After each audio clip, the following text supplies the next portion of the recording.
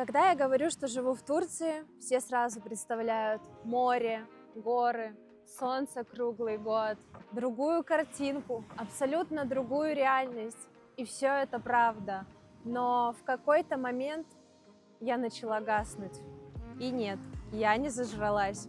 Просто место, город как будто начали высасывать все мои эмоции, всю мою энергию и затягивать в негативные эмоции. Если ты впервые на моем канале, привет, меня зовут Настя. Я живу в Турции уже 4 года, но уже как полгода назад мы переехали в Аланию из другого города в Турции. И сегодня я хочу рассказать вам свою историю. Почему мы сменили один регион Турции на другой, почему мы не переехали в другую страну и как смена места помогла мне почувствовать себя на своем месте, а также сравним город, в котором мы жили, Кушадасы, и Аланию. Присаживайтесь поудобнее, заваривайте чаек и поехали с самого начала.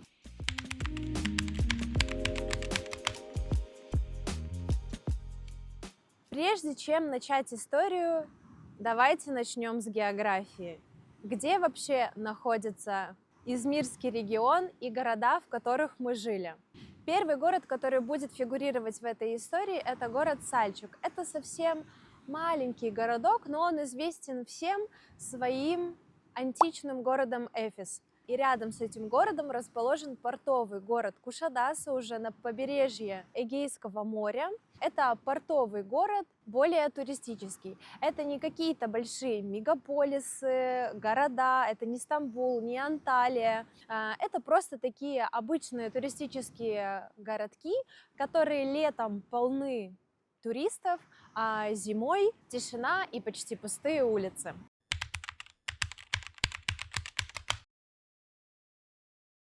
Итак, как же я здесь оказалась? Я уже рассказывала свою историю в предыдущем видео про минусы и плюсы жизни в Турции. Чтобы история была понятной, начну с самого начала. В 2021 году я переехала в Турцию к своему мужу, на тот момент моему парню.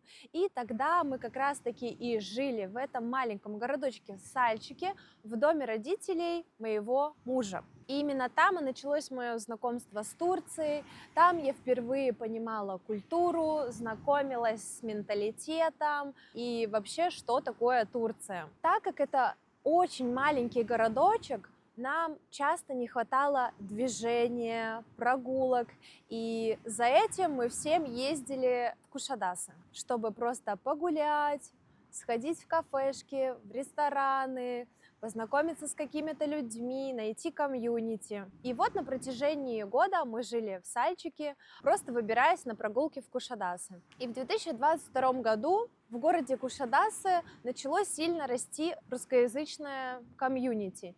И на одной из таких встреч мы познакомились с ребятами и очень с ними сдружились. И после этого знакомства родилась идея создать коворкинг.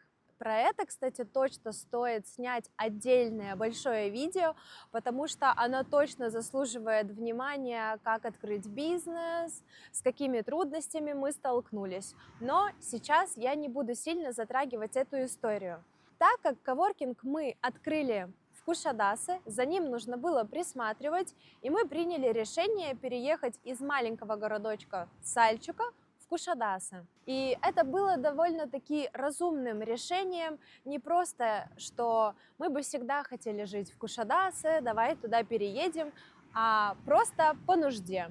И так как у нас уже зарождались какие-то связи в социуме, нам хотелось быть ближе к нашим друзьям, создавать именно это комьюнити, общаться. И мы просто переехали туда.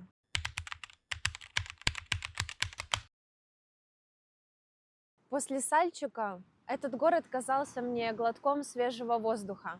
Больше движения, больше знакомств, больше мест, где погулять, больше моря, потому что Сальчук – это не городок около моря. И мне даже было комфортнее в плане того, что я перестала себя чувствовать такой, знаете, белой вороной, потому что в Сальчике довольно-таки больше местного населения. И да, есть туристы, которые приезжают и гуляют, но я жила там, и я очень часто чувствовала себя некомфортно из-за этого. А в Кушадасы, так как он больше портовый город, плюс очень много людей разных национальностей туда переехало после 22 года, и я чувствовала в этом плане себя более комфортно.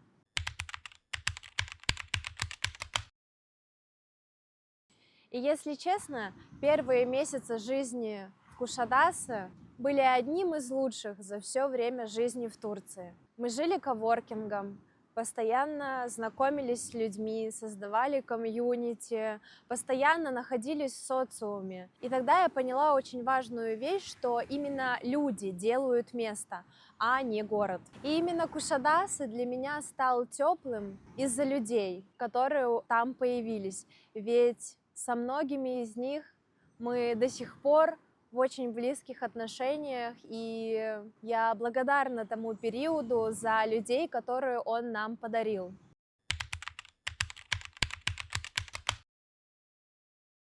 И, наверное, все бы так и продолжалось, если бы в какой-то момент из этого города не начали уходить люди. Кто-то просто перегорел жизнью в Турции, кто-то просто захотел идти дальше, кому-то не продлили ВНЖ. И вот тут история начинает совсем меняться. После того, как большая часть наших друзей начала уезжать из Турции, мы начали замечать те минусы, которые изначально как будто были не видны, потому что мы не сильно обращали на них внимание, но они были всегда. Кто-то может сказать, что все города такие, но переехав в Аланию, я сейчас намного четче вижу эти минусы, потому что сейчас я как раз-таки нахожусь здесь, в Измирском регионе, в городе Кушадасы, в потрясающем месте. Это национальный парк, который вы можете посмотреть в моем влоге. Уже сейчас, пожив в Алании,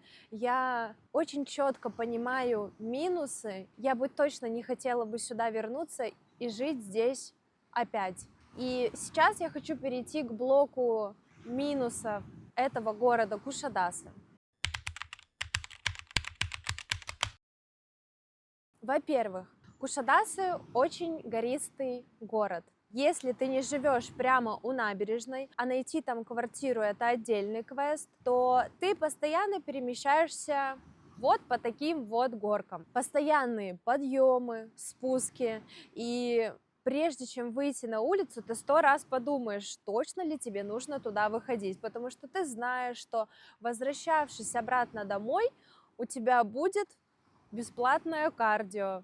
Да, небольшая тренировка, но не всегда по желанию. Второй минус — это то, что сам город очень бетонный, и все заставлено зданиями, очень мало какой-то растительности в самом городе. Нету ощущения того, что город создан для людей.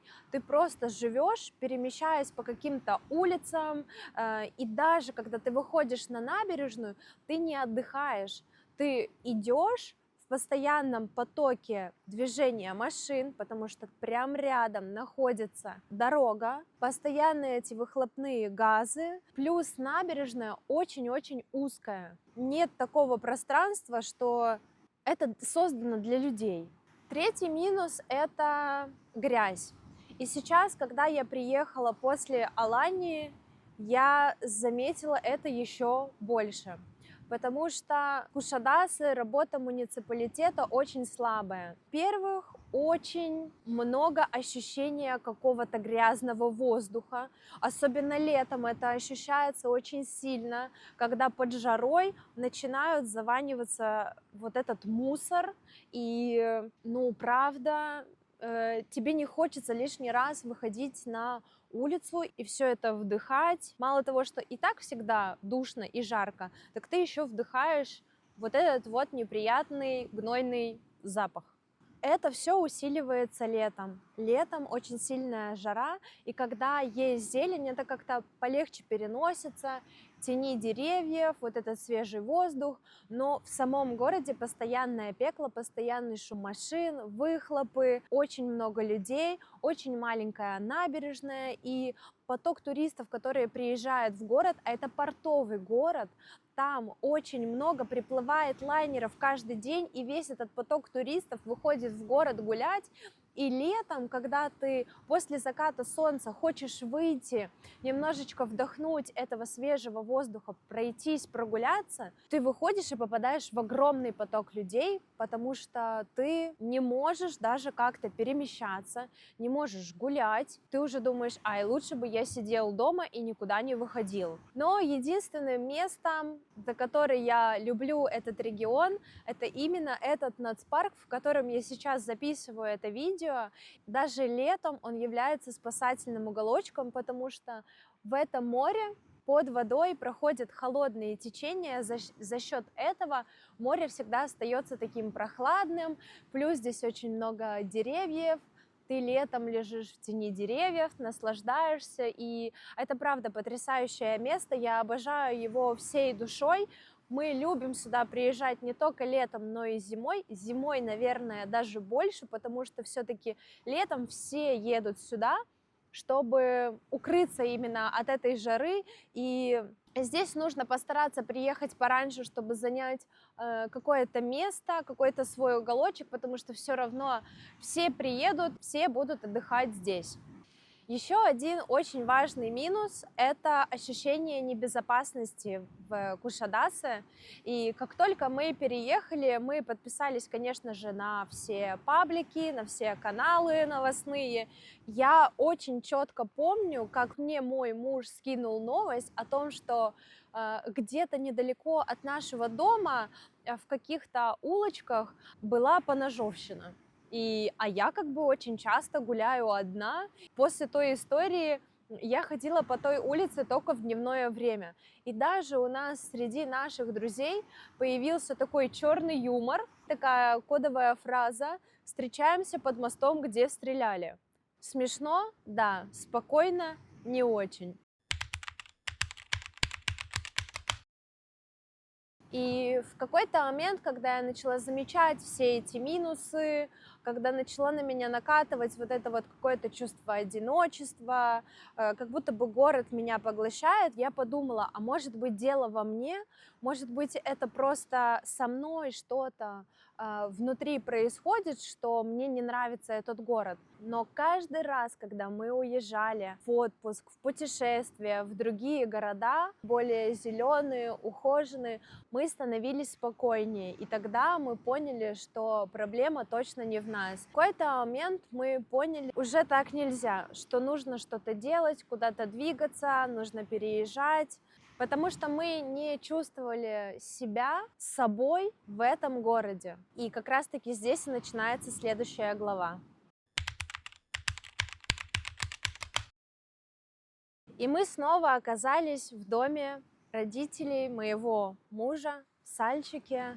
Мы закрыли коворкинг, попрощались со всеми нашими друзьями, уехали просто думать, что делать дальше, куда двигаться, где мы хотим жить. С одной стороны, это было какое-то ощущение спокойствия, такой паузы, заземления, но с другой стороны, мы как будто бы откатились назад. Мы опять вернулись в тот маленький городок, где не было какой-то прям жизни, потому что город прям очень-очень маленький. И тогда у нас стал вопрос, а куда мы хотим двигаться дальше? И мы понимали, что мы хотим уехать, но мы не понимали, куда. Первое, что нас так сильно всегда притягивало, это вернуться в Беларусь. Потому что мой муж жил в Беларуси около 15 лет, и по сути для него это тоже второй дом. Мне было бы спокойнее там, мои родители рядом, понятный менталитет, больше возможностей заводить какие-то знакомства, общаться с друзьями, которые у нас там есть. Нам казалось, что там действительно может быть спокойно, стабильно и просто ощущение своего. Вторая идея, куда бы мы хотели переехать, появилась вообще очень спонтанно. И это был довольно-таки очень интересный вариант, это Азербайджан. Мы думали переехать в Баку. Это такой город, это как будто бы и Турция, и СНГ. И было бы комфортно и мне, и моему мужу. Во-первых, это большой город, потрясающая природа, есть море, более-менее понятный менталитет, плюс возможность общения и на русском, на турецком. Мы, правда, рассматривали этот вариант всерьез. Мы смотрели жилье, читали форумы, смотрели очень много видео на YouTube про жизнь в Баку, про цены. Мы обсуждали, как могла бы выглядеть наша жизнь там. Но мы подумали, что, скорее всего, это прям очень такая кардинальная смена, потому что документы, новые правила, прям адаптация с нуля. Мы задали тогда себе вопрос, точно ли мы хотим настолько сильно кардинально поменять нашу жизнь. Или нам просто нужно поменять город. И вот с этого момента фокус снова вернулся на Турцию. И тогда мы начали этап анализа, куда бы мы хотели переехать. Мы понимали, что нам бы хотелось переехать южнее, чтобы зима была теплее. Мы точно знали, что хотим больше зелени именно в самом городе, больше инфраструктуры и в идеале, чтобы этот город был близко к морю. И по такие критерии у нас попало два города, это Фетхия и Анталия. Фетхия оказался маленьким, таким зеленым, с хорошей инфраструктурой городочком, а Анталия уже более крупным. Но каждый раз, когда мы приезжали в Анталию, она нас просто восхищала, наполняла, и мы, правда, каждый раз, когда приезжали туда, мы думали, вот бы переехать, потому что очень сильно привлекал этот город. После поездки туда мы прям кайфовали. Но когда мы начали более глубже изучать вопрос Фетхи и Анталия, мы все-таки поняли, что мы хотим остановиться на Анталии, потому что город больше, а Фетхи это все же такая немножечко деревенская история, такая большая-большая деревня. И вот мы уже приступили к поиску квартир в Анталии, мы искали жилье, подписывались на каналы, смотрели много видео, изучали, писали риэлторам. Тут нас ждал сюрприз. Цены на аренду в Анталии оказались намного выше, чем мы бы хотели. Так как у нас еще коты, найти квартиру было намного сложнее. Но мы все-таки не сдавались, и мы пытались найти именно тот вариант, который нам нравится. И вот в один из дней мой муж обращается ко мне, показывая квартиру. Она мне нравится, она нравится ему. Я говорю, супер, какая цена вопроса. Самое главное, что туда можно с животными. Но было одно но. Она была не в Анталии, а в Алании. И знаете, я почти не сомневалась. По роликам на Ютубе я понимала, что Алания полностью подходит под наши критерии. Плюс каждый раз, когда мы приезжали в отпуск в Анталию, я всегда хотела съездить в Аланию, а тут сразу переехать жить. Вот мы уже договорились об аренде, согласовали все условия, и 28 сентября мы переехали в Аланию. И вот такая вот и получилась наша история переезда в Аланию. Очень спонтанная, очень быстрая и очень радостная для меня. И сейчас я хочу перейти к блоку сравнения Кушадаса и Алания.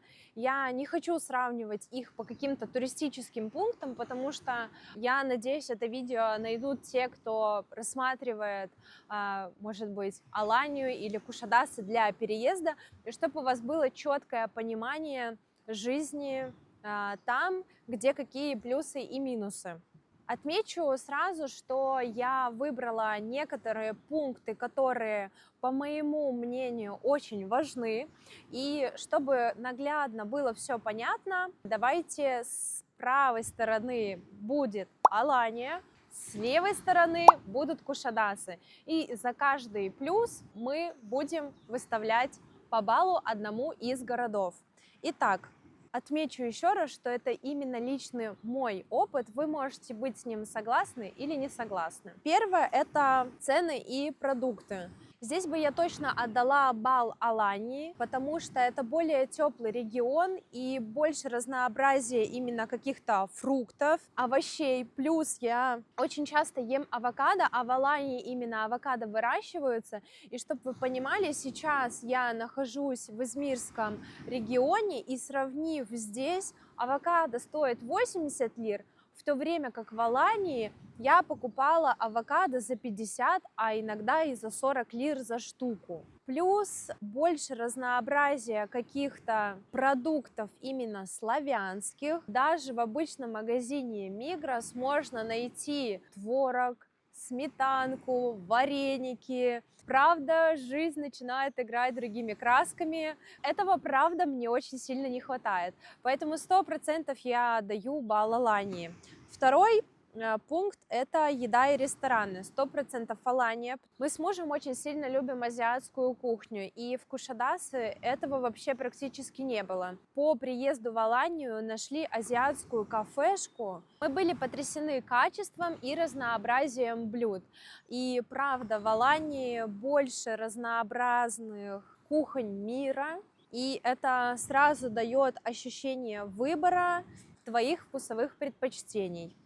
Конечно же, в Кушадасе и в Сальчике у нас тоже есть свои любимые места, кофейни, рестораны. В Алании мы живем всего лишь полгода, и, возможно, таких мест меньше, но они у нас точно будут. Третье – это языковой барьер. Конечно, я даю балл Алании, потому что там больше русскоязычного сообщества, и уже даже турки, где бы они ни работали, будь это какие-то обычные магазины, рынки, уже все знают русский. Это меня, если честно, повергло в шок, потому что я стараюсь общаться все-таки на турецком языке, где могу. И это на самом деле очень удобно, когда ты можешь поговорить на русском языке. В Кушадасе все-таки больше это уже такая более локальная Турция. Это тоже может быть плюсом, но, кстати, в английском нет проблем ни в Кушадасе, ни в Алании. Четвертое – это погода. Я здесь отдаю балл Алании. То это говорится, что я не знаю, какая Алания летом. И, возможно, там будет жарче. Но как только мы переехали, хотелось вот этого продолжения лета, и мы в октябре и даже, по-моему, в ноябре еще в какие-то дни купались. Правда, то, зачем мы переезжали за вот этим более теплым климатом, именно зимой, мы остались довольны.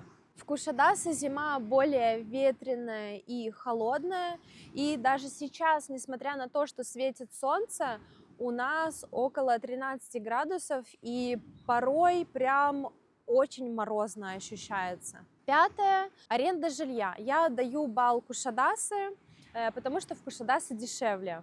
Здесь можно найти большую квартиру по площади за приятную цену, а в Алании все-таки дороже, особенно у моря. Поэтому по площади и по стоимости Кушадасы 100% выигрывает. Люди и менталитет. Я бы здесь отдала балл Алании. В Кушадасе ощущается более такая традиционная культурная жизнь, более такой локальный, а в Алании более такая европеизированная, более русскоязычная, больше открыта к иностранцам. Не то чтобы я себя чувствовала чужой в Кушадасе, в Алании я себя прям чувствую как рыба в воде. Общественный транспорт. Отдаю балл Алании, потому что в Кушадасе мне абсолютно не нравился транспорт. Это такие были маленькие маршрутки, в которых ты постоянно вот так вот битком. Они постоянно еще ездили кругами по одному и тому же маршруту. В Алании в этом плане очень удобно. Во-первых, ты можешь перемещаться на велосипеде, но об этом в другом пункте. Во-вторых, есть автобус, который ходит прям прямиком по набережной. Ты четко понимаешь, когда он приедет, если ты пользуешься приложением. Очень понятно, удобно, можешь перемещаться по всей набережной. Инфраструктура. 100% балл Алании, потому что в Кушадасе этой инфраструктуры вообще нет. Очень большая, красивая набережная в Алании. Да, она тоже вблизи к морю. Но вот этот вот шум дороги, он как-то не сильно ощущается по сравнению с Кушадасе. Плюс велодорожки, плюс волейбольные, баскетбольные площадки, теннисные корты, падл-корты, просто вот эти вот столы для настольного тенниса. Все создано для людей и для их комфортной жизни. И ты чувствуешь себя очень комфортно. Следующим пунктом это возможность путешествовать. И здесь я бы точно отдала балл Кушадасе, потому что здесь аэропорт Измирский ближе, чем Анталийский к Алании. Что касается работы, я, наверное, бы отдала балл Алании, потому что более такой туристический регион и возможность найти работу больше. Плюс, если вы из русскоязычных стран, тоже найти работу намного проще, потому что много каких-то кафе, ресторанов, бизнесов, которые требуют русскую речь. Следующим пунктом это русскоязычная комьюнити. Конечно же, здесь выигрывает Алания, потому что вообще Алания известна тем, что там очень большое комьюнити. Возможность больше найти своих людей, завести какие-то знакомства, поэтому балл Алании. Следующее это спорт и активность. 100% Алания. Как я уже говорила ранее, это велодорожки, всякие спортплощадки, плюс в набережных очень много именно воркаут-зон, которые бесплатно ты можешь заниматься, плюс всякие йога-студии, пилатес-студии. В Алании все больше живут активной спортивной жизнью, и даже утром, когда ты просто выходишь на пробежку, или как я выхожу позаниматься йогой, я вижу людей, которые ходят, которые бегают, и ты тоже сам больше хочешь этого движения, выходить, стараться и заниматься спортом. Следующий пункт – это праздники и локальная атмосфера. Я даю балл обоим городам, потому что в Турции вообще, в принципе, очень много фестивалей и всяких праздников, и они и в Кушадасе, и в Алании проходят очень красиво. Мне очень понравилась ярмарка рождественская в Алании. Кстати, про это у меня есть отдельный влог на моем канале. И в Кушадасе тоже довольно-таки много проходит каких-то праздников, концертов, поэтому балл обоим городам. Следующий пункт – это именно культурная жизнь, и здесь я даю балл Алании, потому что больше возможностей именно каких-то мастер-классов, каких-то мероприятий. В Кушадасе всякие такие мероприятия проходили в рамках нашего коворкинга, но так как коворкинг уже закрыт, мне кажется, нет каких-то таких активностей. Следующий пункт – это озеленение, и 100% здесь выигрывает Алания, потому что, правда, работа муниципалитета меня поражает. Ты постоянно чувствуешь вот это вот уединение с природой, и вот еще самое, что интересное. Приехав сюда, здесь листва в Кушадасе опадает. Просто вот эти вот серые голые деревья, и сразу ощущается вот эта вот серость. В Алании этого нету, потому что там растут вот эти вот фикусы. Город постоянно кажется зеленым. Я вижу, как ухаживают за всеми пальмами на набережной, как ухаживают за цветами, за озеленением города. Следующим пунктом это дороги и движения. Я бы здесь отдала балл Алании. Мне кажется, что в Алании вводят как-то более спокойно, может быть. Плюс меньше ощущается потока именно машин и выхлопных газов. Плюс здесь я бы хотела еще обговорить правила дорожного движения. Я уже говорила в одном из своих видео, что для нас было шоком, когда мы только приехали, мы заметили, что люди стоят на пешеходных переходах. В Кушадасе не было такого. Постоянно не по пешеходным переходам, на красный, на зеленый, неважно какой свет горит, могут идти люди и могут ехать машины. В этом плане в Алании, наверное, просто люди такие, не знаю.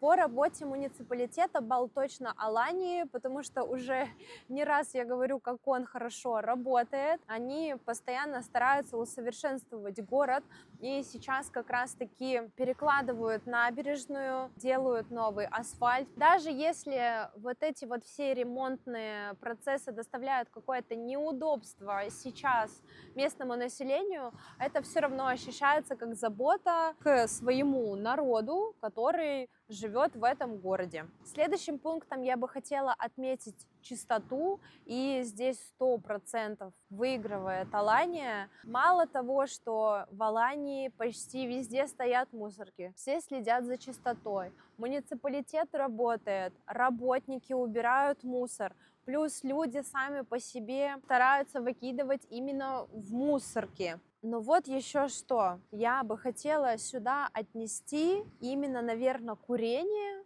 потому что, приехав в Измирский аэропорт и прогулявшись по Измиру, по Сальчуку, по Кушадасы, я постоянно попадаю вот в этот вот курящий сигаретный дым. Здесь намного больше людей курят, и постоянно эти бычки везде выкидывают. В Алании я как будто бы не замечала такого сигаретного дыма, такого большого процента людей, которые курят. Может быть, от того, что все переходят на какие-то курилки или курят кальяны, но в Кушадасе очень большой процент населения курит. По поводу чистоты тоже очень сильно ощущается, а так как я белорус, для меня вообще это супер важно, потому что в Кушадасе о чистоте вообще не знают.